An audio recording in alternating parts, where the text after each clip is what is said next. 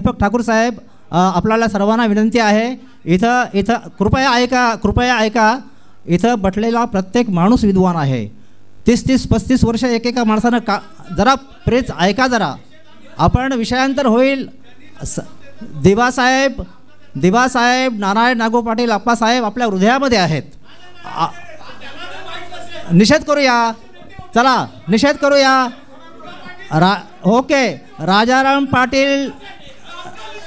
राजाराम पाटील यांनी जे वक्तव्य केलेलं आहे की इथं नवी मुंबई घडवण्यासाठी ज्या इथल्या महान विभूतींचा त्याग आहे ते दिवा पाटील साहेब, आणि ज्यांच्यामुळे कुळ कायदा अस्तित्वाला, असे आप्पासाहेब. प्रत्येक जण जर असं मध्ये बोलायला लागला तर सभेला काय, कृपया इथं वार्ताहर आहेत.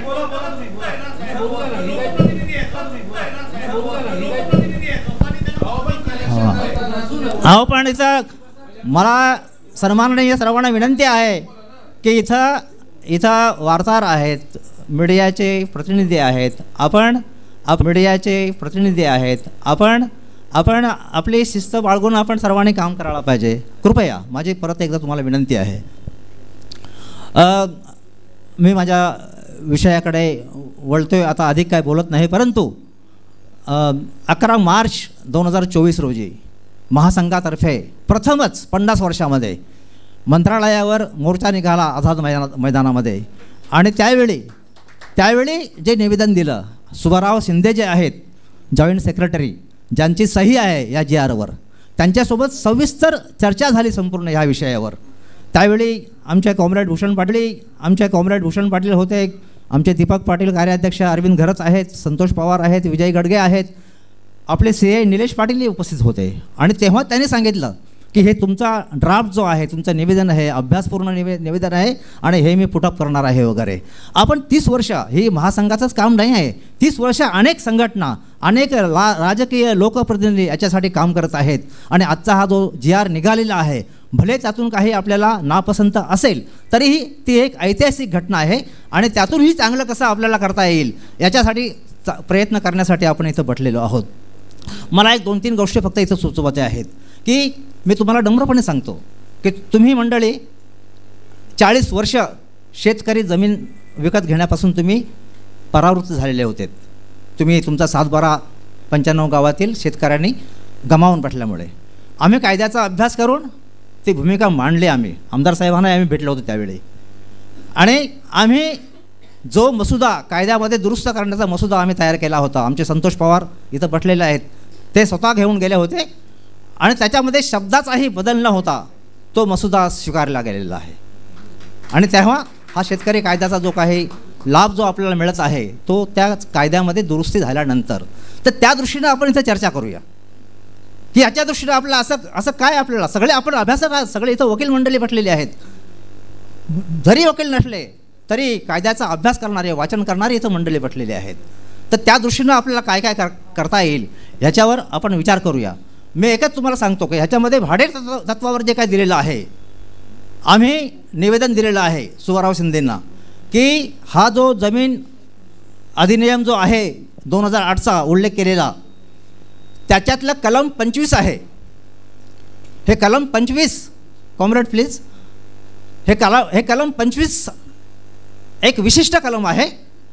आणि हे कलम 25 नंबरचं शेवटचं कलम आहे त्या नियमातलं, ते सिडकोला अधिकार देते सरकारच्याकडून पूर्व परवानगी घेऊन की ह्या जमिनी लीज देण्यासंदर्भातले जे काही नियम आहेत ते जमिनी लीज देण्यासंदर्भातला हा कायदा आहे जो त्यांनी या GRमध्ये वापर करून काही लोकांना सूट दिलेली आहे. मला असं वाटतंय की आपण हे जे निवेदन दिलेलं आहे सुभाराव शिंदेना, त्याच्यामध्ये ह्याचा चांगल्या प्रकारे उहापोह केलेला आहे. त्याने स्वतः म्हटलेलं आहे की तुमचं हे अभ्यासपूर्ण निवेदन आहे. तुम्हाला सांगायला आम्हाला आनंद वाटेल, काही लोकांनी त्याची मागणी आधीही केली असेल, परंतु महासंघाने अगदी सुरुवातीलाच की नुसती आमची जागा नाही घराची, तर घराच्या सभोवतालचं अंगण जे आहे, परसदार जो आहे, तोही फ्री होल्ड व्हायला पाहिजे. आणि तो ह्या GRमध्ये त्यांनी ॲक्सेप्ट केलेला आहे, भले काही अटी असतील. दुसरी आपली मागणी होती की 12.5% आपलं बांधकाम क्षेत्र गरजेपोटी बाहेर एक क्षेत्राखालचं जे आहे ते आमचं पूर्णच्या पूर्ण आम्हाला परत मिळायला पाहिजे. ते त्यांनी काही अंशी आपल्याला मान्य केलेलं आहे. ते थोडी वजावट वगैरे करतायत, त्यांना लिहिलं आहे की वजावट चालणार नाही. तुमच्या माहितीसाठी एक तुम्हाला सांगतो की आपल्या 95 गावासमवेत आता नवी मुंबई आंतरराष्ट्रीय विमानतळामध्ये जी 10 गाव समाविष्ट झालेले आहेत त्यांना हे संपूर्ण क्षेत्र दिलेलं आहे बांधकाम क्षेत्राची वजावट न करता, प्लस त्यांनी गावठाणाबाहेर जे काय घर बांधलेलं आहे त्याच्या क्षेत्रफळाच्या तिप्पट त्यांना जागा दिलेली आहे. तर आम्ही त्याला विनंती असे केलेली आहे की आम्हाला तिप्पट जागा देऊ नका, तो एक स्पेशल प्रोजेक्ट आहे, पण निदान 12.5% जे म्हणून ते आमचं बांधकाम क्षेत्र जे तुम्ही वजा केलेलं आहे तेवढंच्या तेवढं आम्हाला TDRच्या स्वरूपात म्हणा, FSIच्या स्वरूपात म्हणा, ते आम्हाला परत मिळायला पाहिजे. ह्या मागण्या प्रथमच मांडल्या गेल्या. आम्ही जे निवेदन सादर केलेलं आहे ते आता आमदार महोदयांच्याही हातामध्ये आहे की त्याला प्रत्येक जे 20 मुद्दे आहेत त्या 20 मुद्द्याला अनुसरून आम्ही प्रत्येक मुद्द्याला आमच्या सूचना आहेत, आक्षेप जे काय आहेत, त्या हरकती आहेत ते आम्ही लिहिलेले आहेत. जर आपल्याला मान्य असेल तर त्या ह्याचं वाचन होईल आमच्या त्याच्यामध्ये जर काय चूक असेल, काय भर टाकायची असेल, काय कमी करायचं असेल तर हे सभागृह ते ठरवेल. परंतु त्याला काहीतरी जेव्हा आपण सभागृहामध्ये चर्चा करायला बसलो तेव्हा ती अशी सैरेभैर चर्चा होता कामा नये, ती बांधलेली चर्चा व्हायला पाहिजे. आम्ही असा दावा नाही करत की महासंघानं जे काही पाठवलेलं आहे निवेदन ते पूर्णतः 100% बरोबर आहे. आमच्या ज्ञानाप्रमाणे आम्ही ते तयार केलेलं आहे. इथं तुम्ही सगळे हुशार मंडळी, सगळ्यांना आम्ही ओळखतो, सगळे आमच्यापेक्षाही हुशार इथं मंडळी बसलेली आहेत.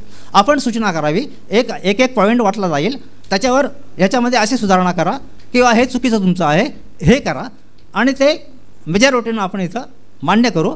जरा शिस्तबद्ध काम होईल आणि हे आजच्या आपल्या ज्या चर्चासत्राचे जे काय प्रयोजन आहे ते पूर्ण अर्थानं ते सफल होईल असं मला वाटतोय. एक आमदार साहेब, मी तुमच्यासमोर एक विषय असतात, तुम्ही या तुमच्या समस्या मांडा आणि त्यावेळी हे निवेदन जे आपल्या हातामध्ये आहे ते आम्ही भूपेंद्र साहेबांना तेव्हा दिलं आणि थोडक्यात ह्या समस्याही मी त्यांच्यासमोर मांडलेल्या आहेत. त्यांनी तेव्हा आम्हाला आश्वासन दिलं होतं की नक्कीच आमच्या मंत्रिमंडळासमोर हे तुमचं निवेदन मी सादर केलं. कदाचित त्याचाही काही विचार झाला असेल आणि त्या दृष्टीनं मी भूपेंद्र यादव साहेबांचे आभार मानतो इथं. आणि मला असं म्हणजे 5 मिनटं होऊन गेली असतील तर नाही ते त्याचं वाचन 1 मिनिट बाकी आहे का? बाकी आहेत ना, आम्ही वेळेला बांधलेला आहोत. विनाकारण मी संधी मिळाली म्हणून मी अधिक बोलावं हे आपण सर्वांनी टाळायला पाहिजे. तर याच्यातला सर्वात आमदार साहेब याच्यातला सगळ्यात मोठा धोका, आपण फ्री होल्ड तर घ्यायचीच, जे मी मगाशी सांगितलं की तरतूद आहे, कायद्यामध्ये तरतूद आहे, त्याचा वापर करायला पाहिजे. कायद्यामध्ये तरतूद आम्ही वापरली आणि 40 वर्ष जे आपले प्रकल्पग्रस्त शेती विकत घेण्यापासून परावृत्त झाले होते त्यांना आम्ही तो हक्क मिळवून दिला, कायद्यानं मिळवून दिला. तशी इथं कलम 25मध्ये तरतूद आहे. त्या कलम जे 25चा सहारा घेऊन, ज्याला इंग्रजीमध्ये म्हणतात की बाय इन्व्होकिंग दॅट प्रोव्हिजन, तुम्ही त्यातला नियम 11 जो आहे या नियमातला, त्या 11मध्ये तुम्ही सुधारणा करू शकता की एवढे सुधारणा करू शकता की या नियमामध्ये काहीही म्हटलं असलं तरी ज्या प्रकल्पग्रस्तांनी या नवी मुंबईच्या उभारणीसाठी आपल्या उदरनिर्वाहाचं साधन असणाऱ्या जमिनी दान केलेल्या आहेत आणि सरकारनंच गावठाण विस्तार न केल्यामुळे त्यांना गावठाणाबाहेर घरं बांधावी लागली, त्या प्रकल्पग्रस्तांना ह्या कलमातून आम्ही सूट देतो आणि त्यांची घरं, त्यांची जमीन फ्री होल्ड करावी असं 5-6 ओळींचा एक सुधारण्याचा मसुदा आपण तयार करू शकतो आणि त्याच्या आधारे आपण कायद्याने आपण काय आपल्याला विनंतीही करण्याची आवश्यकता नाही. कायद्याने जे काय आम्हाला दिलेलं आहे, संविधानानं राजाराम पाटील जे काय आम्हाला दिलेलं आहे ते संविधान इथं बोलतोय आणि त्या संविधानाचा आधार घेऊन कायद्याची मुदत घेऊन आम्हाला हे संपूर्ण फ्री होल्ड आम्हाला जागा हवी आहे. दुसरा अत्यंत महत्त्वाचा मुद्दा मी लिहिलेला त्याच्यामध्ये की ह्या GR मधला प्रत्येक शब्द प्रयोग, अटी आणि शर्थी या सगळ्याचा जर अवलोकन केलं तर सरकारला आपली 95 गावं क्लस्टरच्या खाईत लोटण्याचा इरादा आहे. ज्याला आपण म्हणतो की इंग्रजीमध्ये रीडिंग बिटवीन द लाईन्स, असं कुठं म्हटलं नाही, पण त्यांनी त्यांनी कॉलममध्ये असं म्हटलेलं आहे की घरं निर्मित करताना रस्ते कसे असायला पाहिजेत, नागरिक सुविधा कशा असायला पाहिजेत याचंही नियोजन केलं जाईल. मग आमच्या गावातून जर तुम्हाला एखादा रस्ता न्यायचा असेल 15 फूट ना जो आमचा 5च फूट आहे तर तुम्ही म्हणाल की आता हे याच्या संपवतो आणि इथं आता जे माझं चालू असताना इथं आमचे ॲडव्होकेट विजय गडगे आहेत, उपाध्यक्ष आहेत ते महासंघाचे. आमचे सर्वांना परिचित संतोष पवार आहेत, ते ॲडव्होकेट आमचे समन्वयक ॲडव्होकेट दीपक ठाकूरजी आहेत. हे सगळे मंडळीले आहेत, त्यांचं आम्ही स्वागत करतो.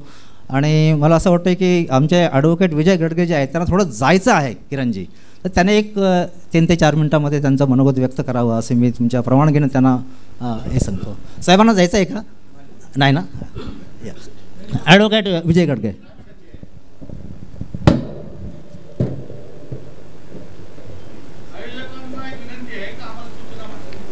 हो हो, येईल.